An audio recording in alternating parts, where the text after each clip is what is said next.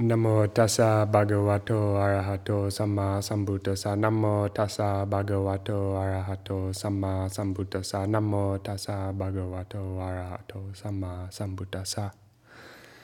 So today I will be reading from a book called The Zen Teaching of Homeless Kodo. And it's kind of the dialogue between a student and his pupil. The master is Kodo Sawaki, and his pupil is Kosho Uchiyama. And then furthermore, Kosho's pupil is Shohaku Okamura, and he kind of elaborates more on their dialogue. I'm sure more will be said about them in the discussion afterwards. I don't know too much, but it's been a very great book. So this is chapter 18, Tunnel Vision. And this is Kodo Sawaki. The karmic consciousness of human beings are not all the same. Each of us has our own limited view. We each see the world only through our particular tunnel. Because we interact while holding our own view of viewing, thinking, and doing, friction occurs in the world. Kosho Uchiyama. Usually we think we are the most important, and we believe our thoughts are the most reliable yardstick for judging. We use this stick to gauge circumstances and other people's actions. When their behavior or the situation is not in accord with our standards, we get angry, have conflicts, and are troubled. When we're in this condition, we should use the wisdom that sees this world doesn't exist only for us.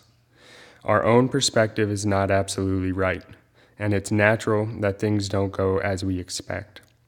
Then we'll be able to breathe more freely and prevent ourselves from causing needless trouble with others. For example, if a mother thinks her daughter-in-law is awful because she never does things the way the mother-in-law expects, conflict is unavoidable. But if the mother-in-law thinks it's quite natural that her daughter-in-law has her own way of doing things, she can find peace of mind. And if the daughter-in-law does even one thing as the mother expects, this is a rare and wonderful. If they have the same attitude about this, both women can appreciate and cooperate with each other. Prince Shotoku expressed it skillfully. He said, "Simply, we are all ordinary human beings. Not only are others foolish, ordinary human beings, but we ourselves are as well."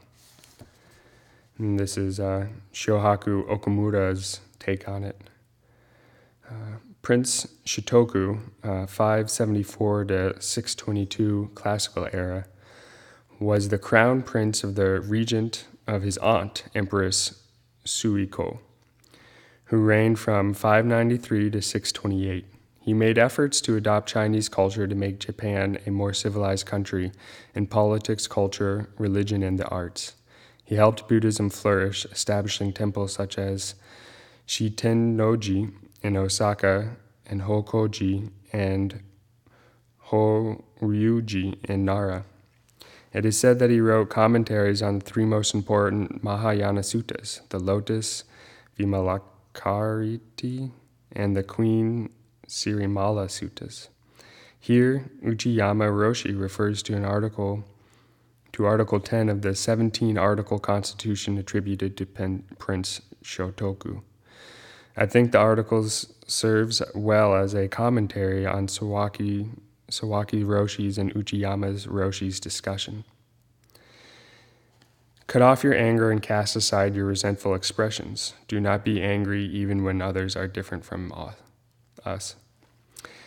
All people have minds, and all the mind of each person has its own preferences. When they consider something right, we consider the same thing wrong. When we consider something right, they consider the same thing wrong. We are not necessarily sages, and they are not necessarily fools. All of us are simply ordinary human beings who can get set up absolutely correct criteria to judge from right and wrong. We are all wise and foolish in the same ways. There is no time we can conclude who is wiser and who is more foolish, just as a circle has no end. For this reason, when others become angry, we should be mindful of our own faults. Uchiyama Roshi's discussion of his mother and his daughter-in-law is a classic example of twisted human relationships with the structure of the traditional Japanese family, in which at least 3 generations live together. After Uchiyama Roshi gave a Dhamma talk on this topic, a mother-in-law said to him, "Thank you so much for your wonderful talk. It should be a great lesson for my daughter-in-law." The daughter-in-law said, "I hope my mother-in-law understood what you said." Because the majority of Japanese families today are nuclear families, this example isn't so relevant anymore. However, similar problems occur in any human community.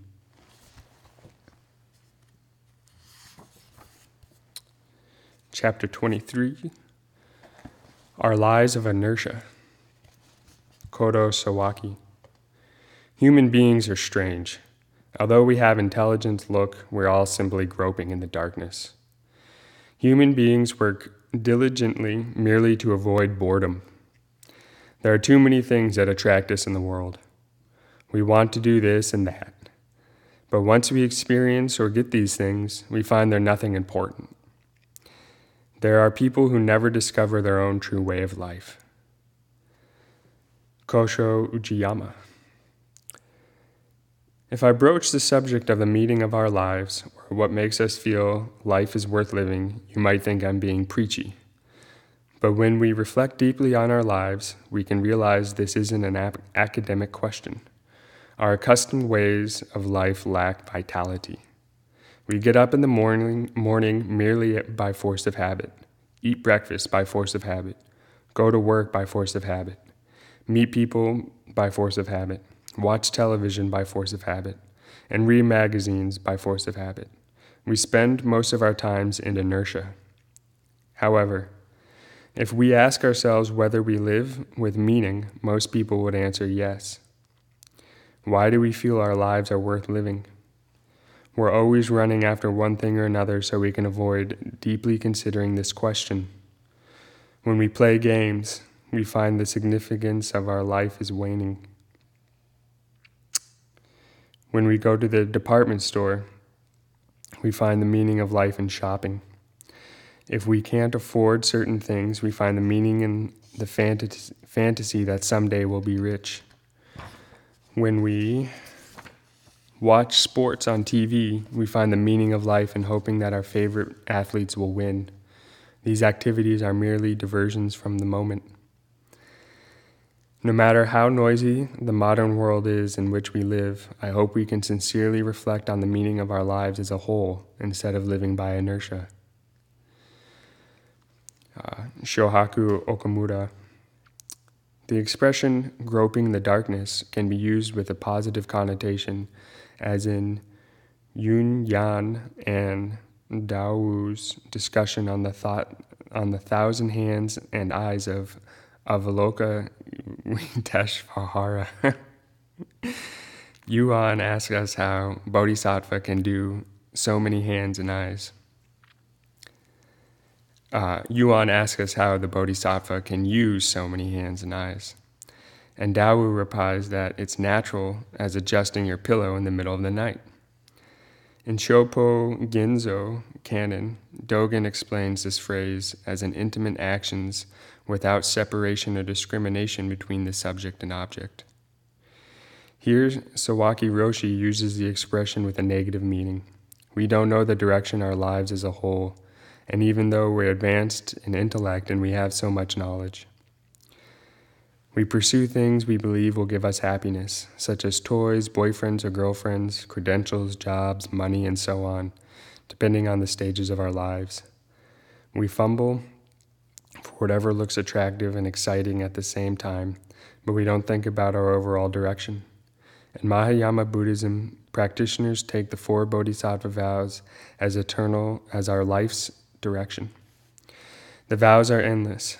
They can never be completely fulfilled. Based on these general vows, we take particular vows we wish to accomplish within this life, depending on our characters and our capacities and our capabilities. Every day we make the effort to take even one step towards fulfilling our vows. A bodhisattva vow is not a goal but a direction. The most important point is to live mindfully, led by vow rather than by personal desire.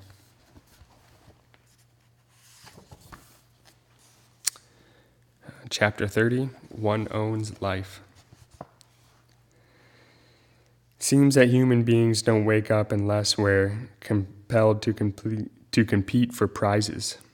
We're not ostriches. Why must we run races? We are not seals. Why the swimming contests? We are not kittens. Why scramble for a ball? Kosho Uchiyama. Sports are very popular these days, but actually we should say spectator sports are popular. Some people watch their favorite athletes or teams' games without fail and make a big deal out of them, though it would seem they hardly have time to reflect on their own lives. I wonder about this. If they say it's just entertainment, that's fine, but too much entertainment is like everything else. Must be questioned from the perspective of the deepest values and main purpose of one's life. Kodo Sawaki again. Because they're bored, people kill time by agonizing, falling in love, drinking, reading novels, and watching sports. They do things half-heartedly and incompletely, alienated from their lives, rather than living with the determination and a decisive direction. For them, life is Ukiyo, the floating world, a place of floundering and wasting time doing random things. Everywhere in this world, people go to war from sheer boredom, brandishing deadly weapons as if they were children's toys. Without considering what they're really doing, they simply keep busy. We think such activities must be significant, but actually it isn't. Only the grave awaits us. Human beings look clever and boast that they were the lords of creation.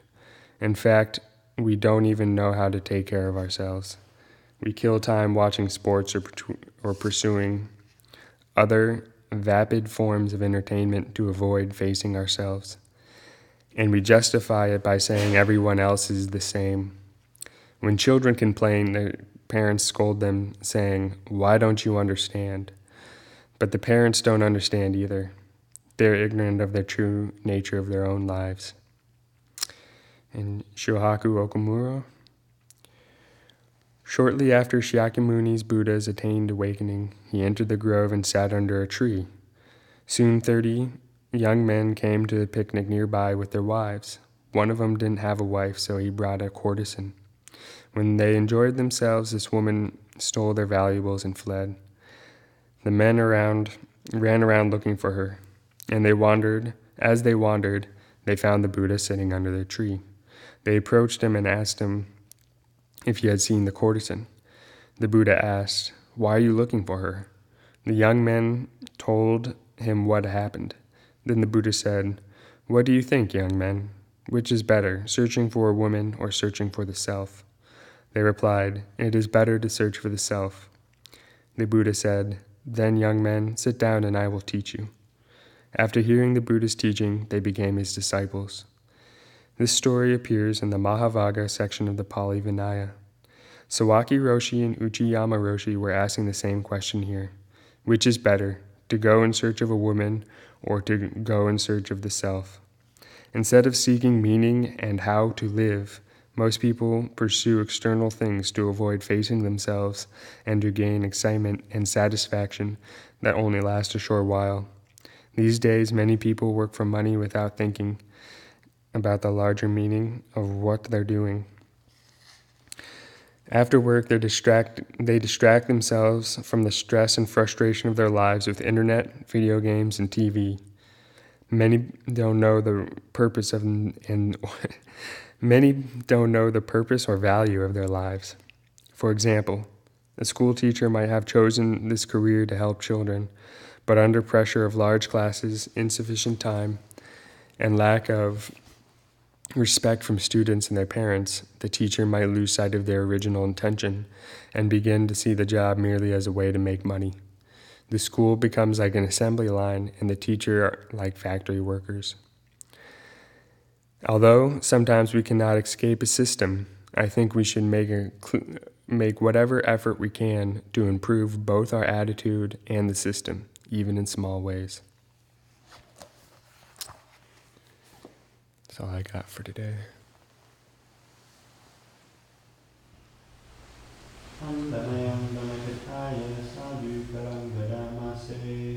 Sadhu, sadhu, sadhu, Anumodam. What was the name of that book again? The Zen Teaching of Homeless Kodo. Homeless Kodo. Yeah, it's a play on words in Japanese, and it's kind of like a self-admonishment of kind of being like a beggar and like with a negative connotation. He also says, he says like I wasted my life sitting zazen as a kind of way of like being humble. So it has more meaning in Japanese.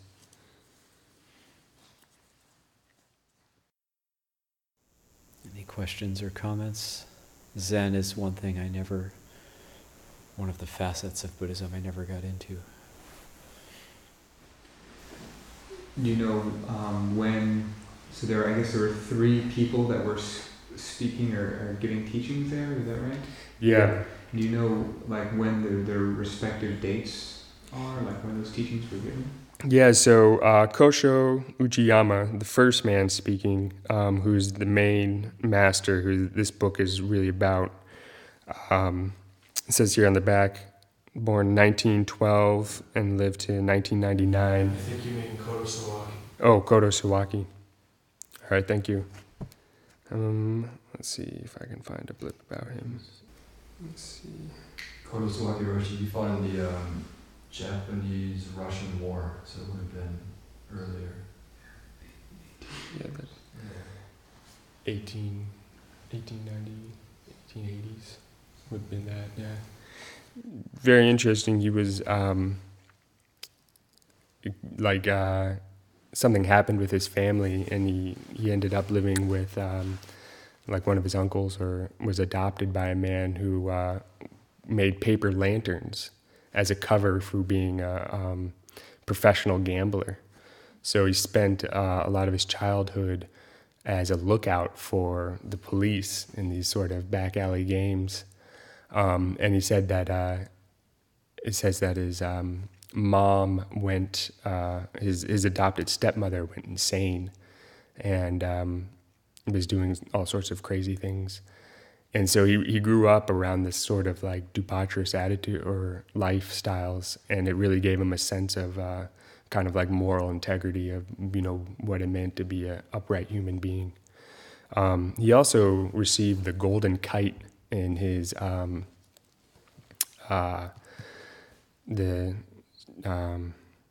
Russo-Japanese War for bravery. It's kind of like our Medal of Honor. And he was known for being really brave and in all the battles. And he reflects on this in one of the chapters, that he came back from the war, and I think is maybe after he'd become a monk, and fireworks explosion went off in the city, and he reflected that, he had never shuddered in battle, but he was totally startled by this explosion, and that, it was really just kind of macho behavior that gave him all that courage, and it wasn't anything real, that he was still kind of cowardly. So, very interesting character. The other 2 masters, I think his disciple Kosho Uchiyama Roshi had passed away in like 99 or something, and then his disciple Shohaku Okamura he's alive and teaching now, and he has a Zen center in Bloomington, Indiana. Correct. I think that reflection on boredom and like what people do to avoid it. It's a really interesting one, you know, and like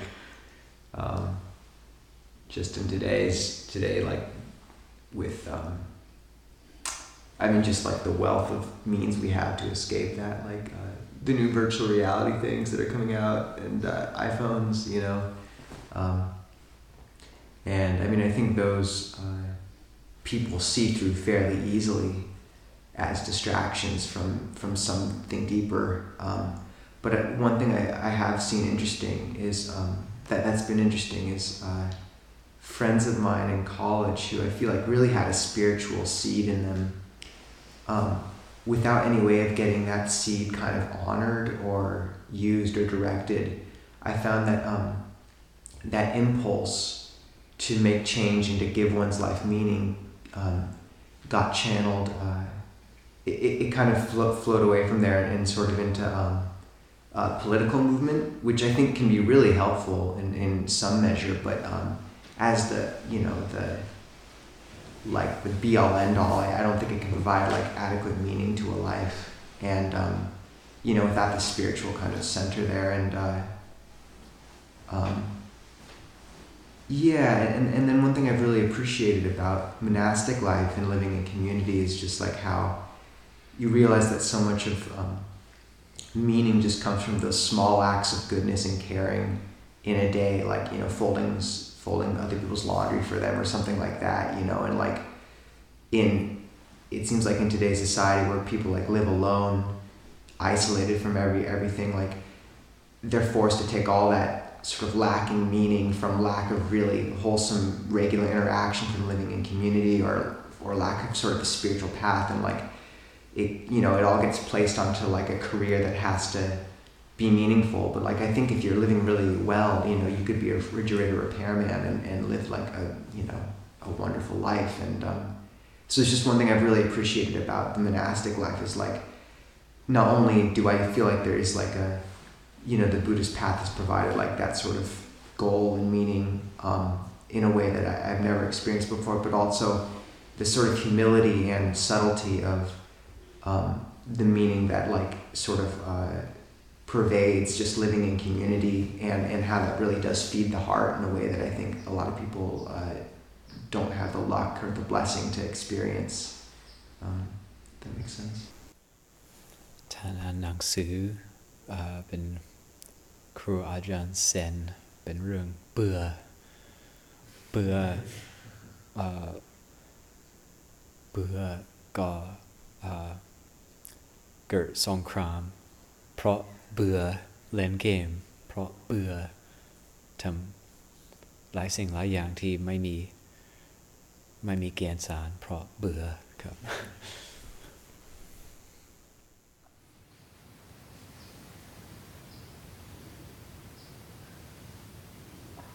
Just a question, Suddhiko, what specifically like spoke to you the most in these teachings?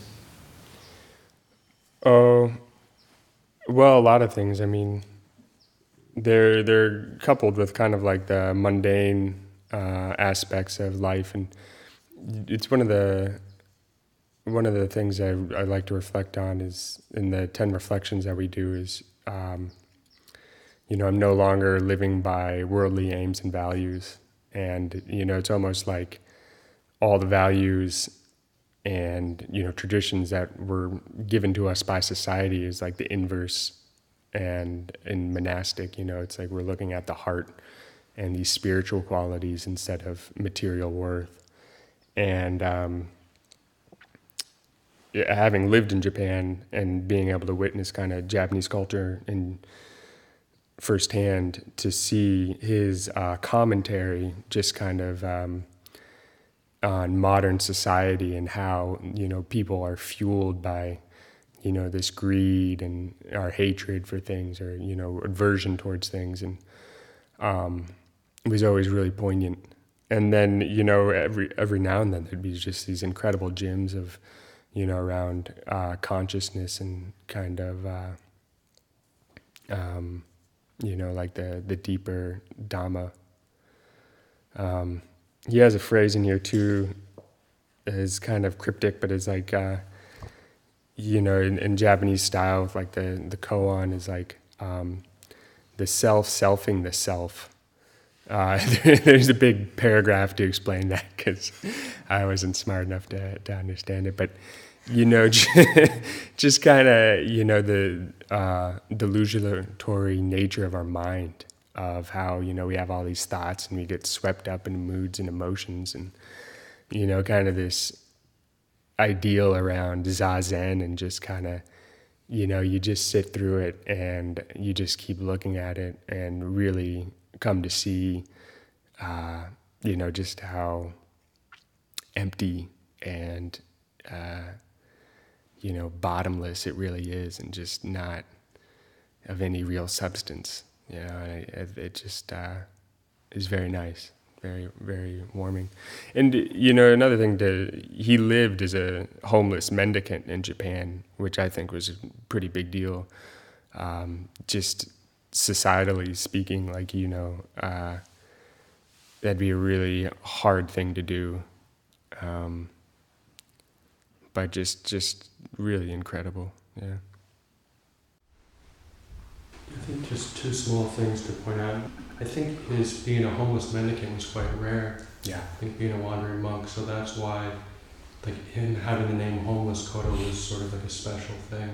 And I wonder also, like you're saying, if it might be a little bit like Longta, like Longta, Ajamahabua has a bit of like a sly connotation because it can be a bit of a disparaging term.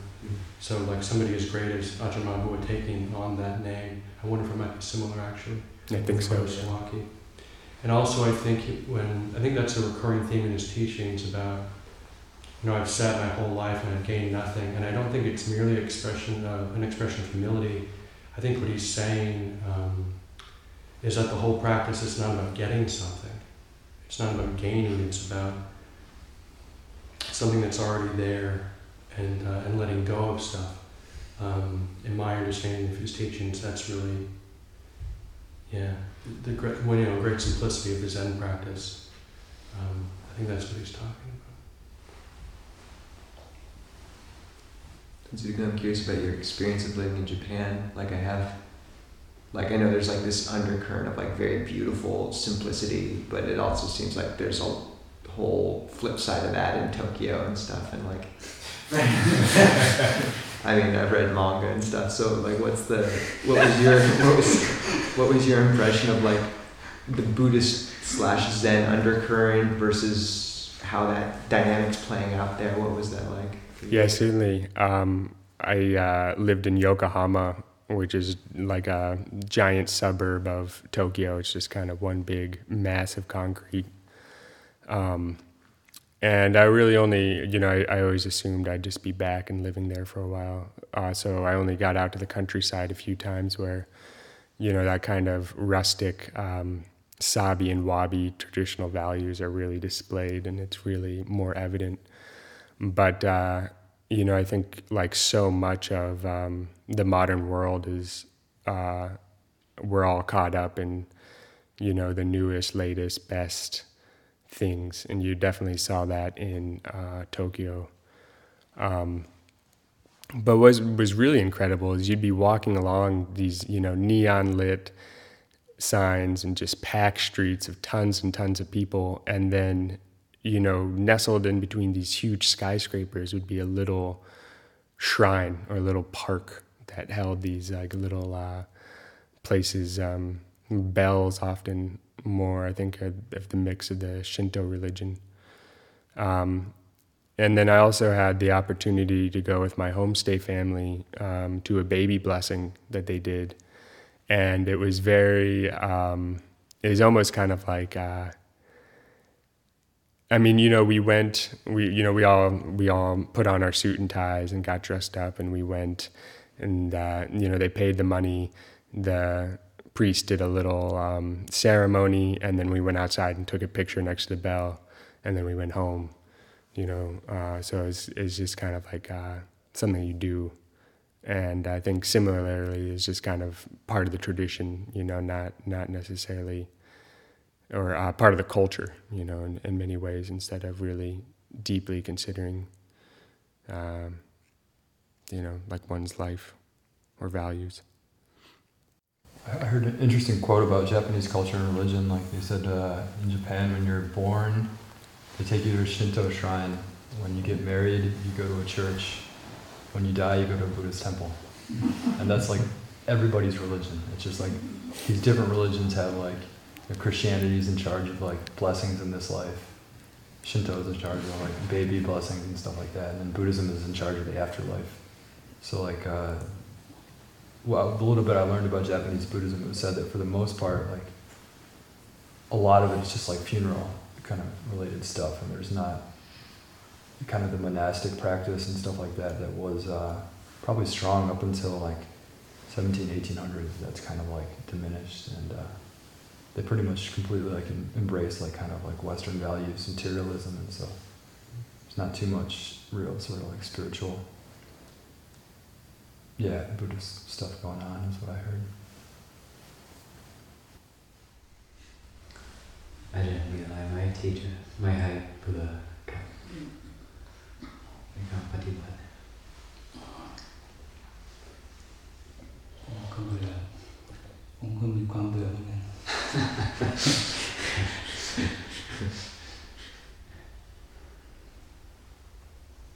เบื่อ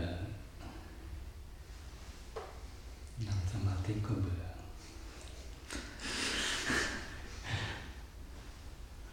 นั่งไปก็เจ็บแข้งปวดขา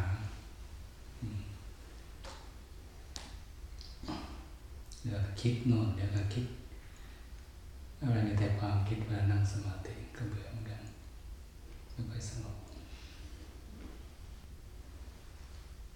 I asked how does Ajahn have any recommendations of working with boredom, and he said he has boredom too, so everybody gets bored. Like when you're sitting in meditation and it's not peaceful, you're thinking a lot, so you just get bored, and that's just how it is.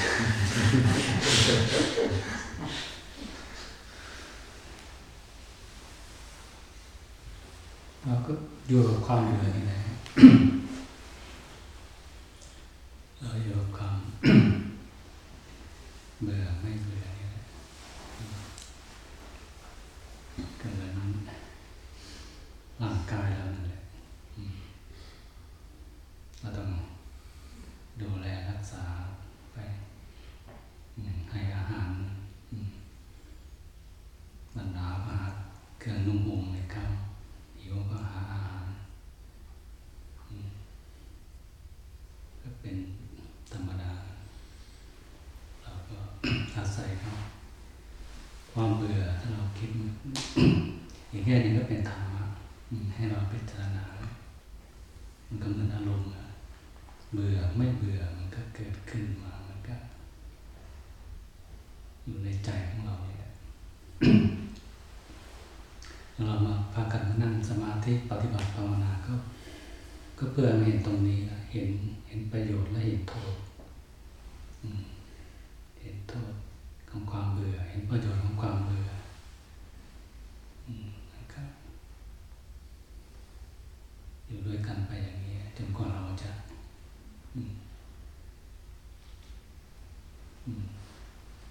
ตามความเป็นจริงเห็นธรรมะเห็นมันเกิดขึ้นในใจของเราชัดเจนมันก็จะจากครูบาอาจารย์มันก็เป็นสักแต่ว่านะมันก็สักแต่ว่าเกิดขึ้นมาแล้วครับดับไปแล้วก็มาเรื่องนั้นที่เราก็พากันมานั่งสมาธิทุกวันนี่นะก็เพิ่มเด่นตรงนี้นะนั่งสมาธิสงบบ้างไม่สงบบ้างก็ไม่เป็นไรก็ทำไปเรื่อยๆทำไปก็จนกว่าเราจะ เห็นในแต่ละคนนะความเบื่อมันเป็นยังไงมันมีประโยชน์ไหมมีโทษไหมแล้วก็จะรู้ขึ้นกับใจของเราแล้วก็จะทำให้ใจเราปล่อยวางได้แต่ละคนไปทำไปเรื่อยๆ It's like the body, it has to do things sometimes. Gets hungry. We have to look for food. It gets gets cold, so we have to put a blanket on. So the mind is kind of like, it has boredom sometimes, and then it's sort of, if we investigate it, then we don't have to like follow it. Boredom is like a mood that comes up. It's just like any other mood, and we have to see, does it have any benefits or does it have drawbacks, and then we just investigate it. And it's just normal and natural to have boredom sometimes, because it's just sometimes the mind is peaceful, sometimes it's not peaceful. Maybe if it's not peaceful, boredom starts to arise, and we have to see, like, did he say something else at the end after that?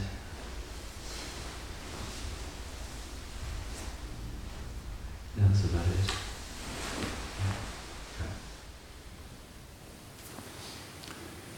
Can you ask another question to him? When he talked about the mind being peaceful in his practice, when it is peaceful, does he like to rest in that peace or investigate that peace, or what? When he's there, what are his strategies, or does he do?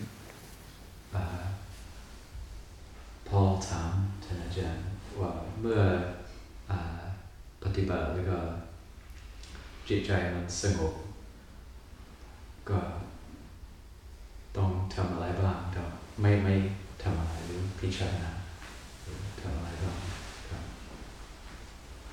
สงบก็ดีแล้วเริ่มความสงบก็ดีแล้ว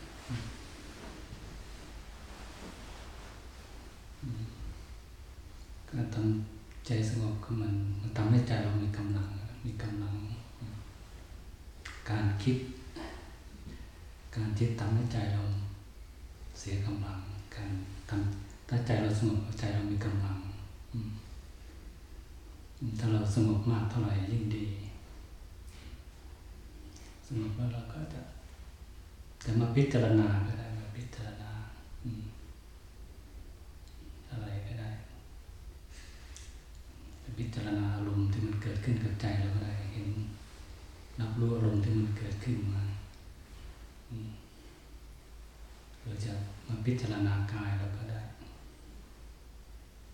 จะพิจารณาต้องใจสงบแล้วมันจะมองเห็นอารมณ์มันเกิดขึ้นมาเราจะมีความรู้สึกว่าอะไรมันก็จะเป็นธรรมะนะหรือถ้าสงบเล็กๆน้อยๆมันก็เห็นเล็กๆน้อยๆถ้าสงบมากเท่าไหร่มันก็มีกำลังมากแล้วก็จะคิดพิจารณาได้อะไรได้ชัดเจนว่าใจเรามีกำลังแล้วใจเรามีกำลังมาพิจารณาอะไรก็จะค่อยๆเห็นชัดขึ้นไปแต่แบบเราพิจารณาไปบางทีใจเราก็หมดกำลังเหมือนกันสติมันน้อยพอกำลังไม่พอก็ต้องกลับมาทำสมาธิใหม่พักใหม่ก็สับเปลี่ยนกันไปสงบบ้างพิจารณาบ้างสงบบ้างพิจารณาบ้างครับย้อนกลับไปกันมา Okay, it's like if you're peaceful already, that's already good. So once the mind gets peaceful, it doesn't matter that much what you do. It's good that it's gotten peaceful. The peacefulness energizes your mind. So like if the mind is thinking a lot, that's very draining for the mind. But once the thinking subsides a little bit, then however peaceful it gets, that's very energizing for the mind. So, and like if the mind doesn't have enough energy, it can't really see things clearly, but if the mind is peaceful, it can see things a lot more clearly. So whether or not you contemplate, you can choose to not contemplate and just be in the peace, which is good also, or you can also contemplate because the mind is energized, it can see things more clearly than if you contemplate when the mind is just thinking a lot and not really that peaceful, then the contemplation won't bear that much fruit. So you can actually do whatever in the peace. It doesn't really matter as long as the mind is peaceful. That's already good. And then however peaceful it gets, then that's however good it will be. It's very good if it gets very peaceful. And then the if we want to say like contemplate the body, that's good. And then we can, if we wear ourselves out too much from the thinking during the contemplation, and we can go back into just meditating without contemplating to try to energize the mind again, to make it peaceful again.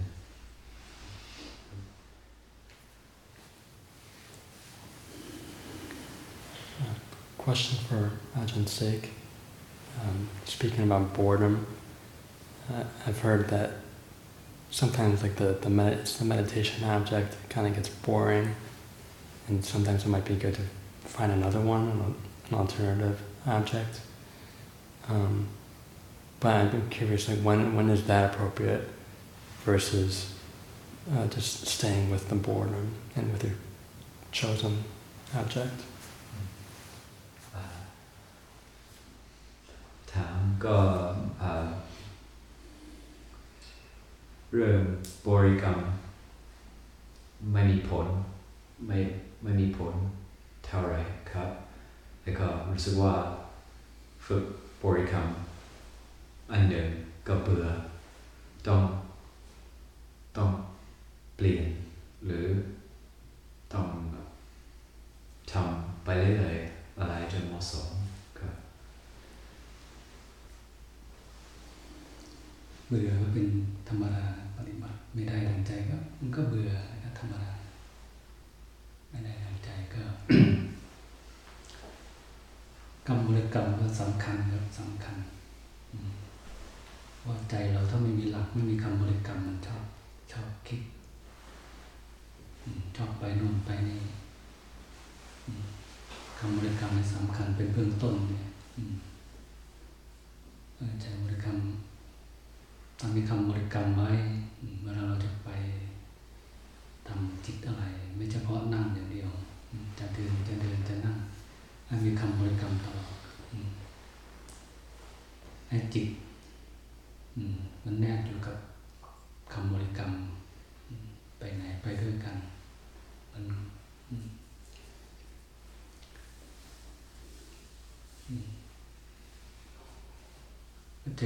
ใช้คำบริกรรมอะไรใช้แบบไหน What meditation object do you use? Breathing, body, the whole body. กำหนดความรู้สึกของลมหายใจหรือความรู้สึกร่างกายครับ โอเครู้สึกเขาดูเฉพาะลมหรือว่ามีคำพุทโธมาบริกรรมด้วยดูลมหายใจเฉย ลมหายใจเฉยๆครับ ถ้าลมหายใจเฉยๆเนี่ย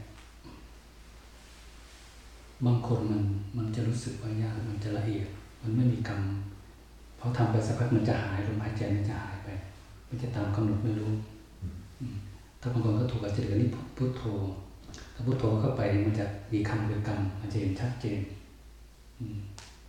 ก็ลองดูเพราะถ้าลมหายใจมันจะละเอียดมันคือทำไปเหมือนไม่ได้ผลเพราะมันจะละเอียดกว่าอันนี้เอาดูเลยมันเป็นก็ใช้คำลองเปลี่ยนดูก็ได้ไม่เป็นไรแต่ถึงไงก็คำบริกรรมก็สำคัญอยู่ Yeah, that's like before I asked him what your meditation object is before, he said that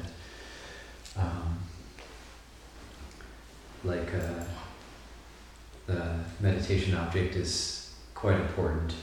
Like when you have a meditation object, it's not just when you're sitting in meditation, but when you're walking, standing, and so on.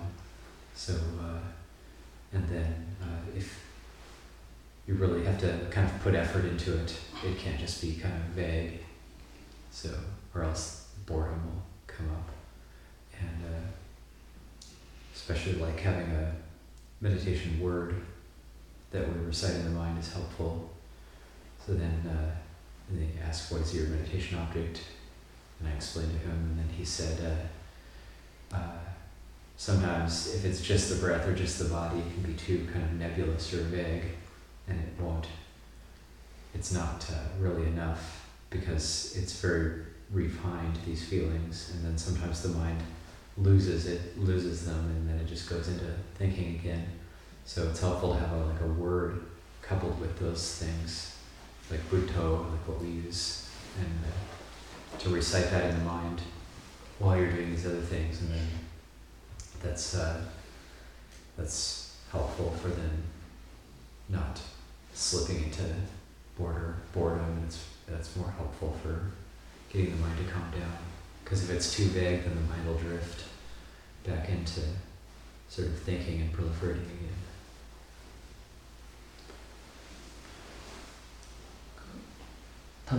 ทำไปเรื่อยๆทำไปเรื่อยๆก็ คำบริกรรมเราก็อย่าทิ้งมันเป็นฐานเบื้องต้นคำบริกรรมเป็นฐานทำไปมันก็เราจะรู้สึกตัวบ้างมีสติบ้างก็ไม่เป็นไรวันนี้วันละนิดวันละหน่อยเพราะว่าเราอยู่กับสังคมอยู่กันภายนอกมานานเราจะมาทวนกระแส มาทวนลมเนี่ยจิตใจมัน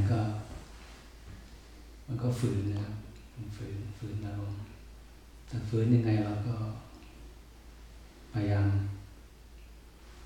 ดึงกลับมาดึงจิตของเราเข้ามาดึงกลับมาดึงเรื่อยๆมันเราต้องฝึกเหมือนสัตว์ป่าอะไรที่ครูบาอาจารย์ท่านบอกนะยังฝึกยากจิตของเรามันชอบไหลชอบเที่ยวชอบอะไรแต่เราก็พยายามดึงมาอยู่กับคำบริกรรมดึงมาอยู่ตลอดจนมันมาอยู่กับกายอยู่กับคำบริกรรมของเรา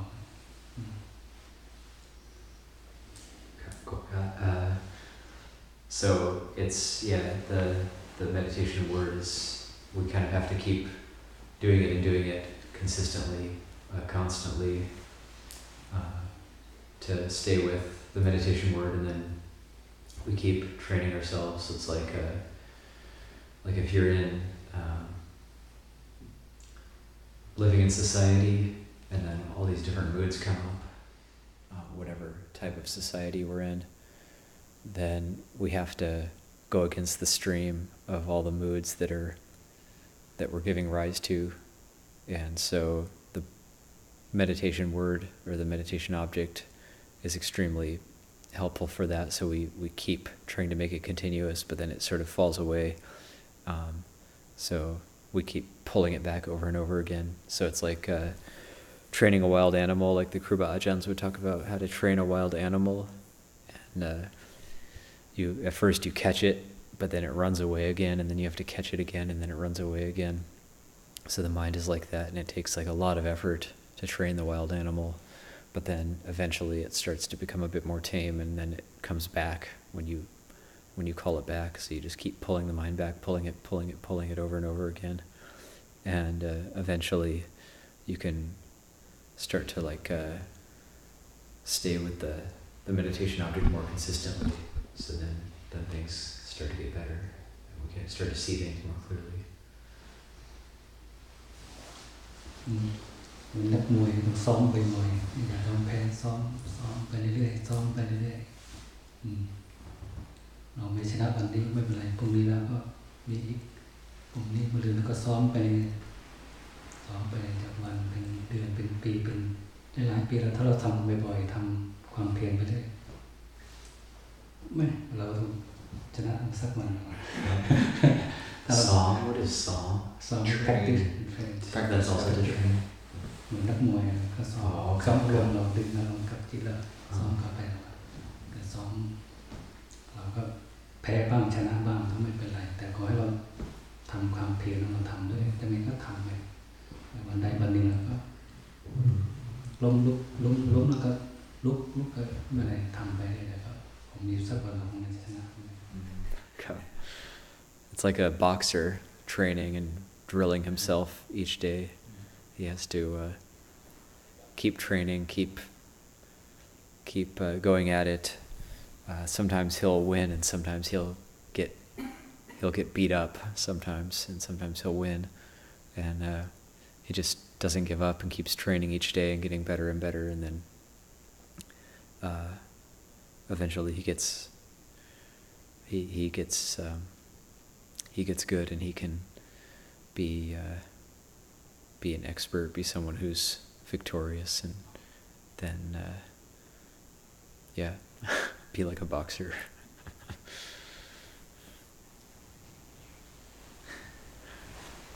heard a quote one time, I think it's from a movie.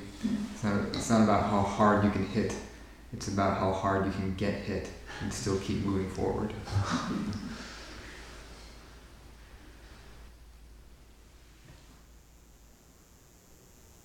Okay.